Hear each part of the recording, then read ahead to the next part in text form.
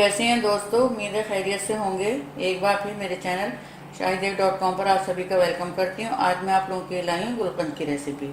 इसके बहुत से यूज़ होते हैं। इसका शेक भी बनता है, लड्डू बनते हैं, माउथ फ्रेशनर के तौर पे यूज़ होता है। अच्छा, मैंने इससे नारियल और गुलकंद के लड्डू बनाए थे, मेरे चैनल पर है, वहाँ पर आप जाकर के देख सकते हैं।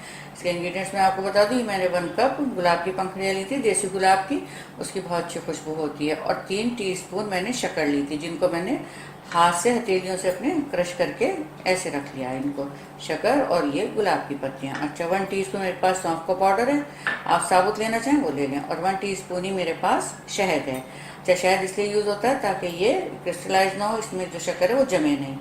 अगर आपको इससे कोई एलर्जी है शहद से या कोई प्रॉब्लम है तो आप इसकी जगह ग्लिसरीन भी यूज़ कर सकते हैं। अच्छा, शुरू करने से पहले आपको बता दूँ, मेरा फूड ब्लॉग भी है shahidev.com के नाम से, वहाँ पर विजिट करें, वहाँ की रेसिपी ट्राई करें।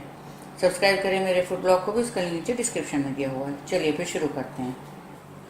ये मैंने मीडियम फ्लेम पे इसको रख दिया है। अच्छा, मैंने 1 कप इसको लिया है, पंखुड़ियाँ जो हैं इसकी गुलाब की। आपको ज़्यादा बनाना हो तो ज़्यादा इसकी क्वांटिटी बढ़ा दीजिए। इसमें शहद, सौंफ का पाउडर भी डाल दूंगी मैं। अच्छा, मेरे चैनल पे इसका शेक भी है, वो भी देख सकते हैं जा करके। तो इसको मीडियम फ्लेम पर ही, जब तक ये शक्कर घुलेगी, सब एक साथ मिक्स हो जाएगा, तब तक इसको पका लेना है। ये देखें 4 से 5 मिनट हो गए इसको पकते हुए। जितनी शक्कर थी वो घुल गई, सब ये मिक्स हो गया अच्छे से। हम फ्लेम ऑफ कर देंगे इसको। तो ये थोड़ा ही मैंने बनाया है तो जल्दी बन गया है।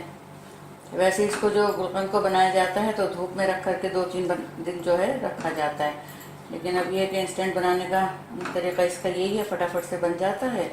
अभी जब ठंडा हो जाएगा तो इसे किसी डिब्बे में एयर टाइट कंटेनर में भर के रख सकते हैं। मैं इसको भी आपको निकाल करके दिखाती हूँ। तो ये देखिए, गुलकंद बन करके हमारा बिल्कुल तैयार है। तो मुझे ज़रूर बताइएगा रेसिपी आपको कैसी लगी। आप लोगों के लाइक्स और कमेंट्स का मुझे इंतजार रहेगा। शेयर करें मेरी रेसिपी को, सब्सक्राइब करना बिल्कुल भी ना भूलें। मिलती हूँ जल्दी नई रेसिपी के साथ, तब तक अपना ख्याल रखें।